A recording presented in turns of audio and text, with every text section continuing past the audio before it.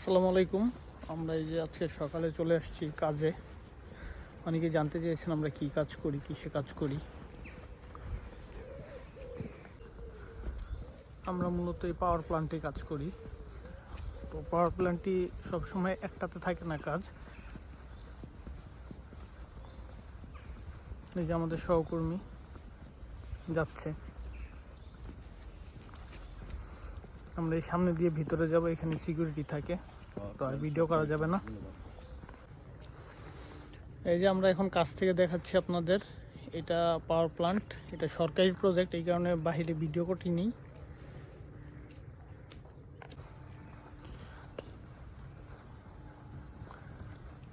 এইখানে সার্বিয়ার বিদ্যুৎ উৎপাদন করে। আমরা এটার মধ্যে ঝালাইয়ের কাজ করি।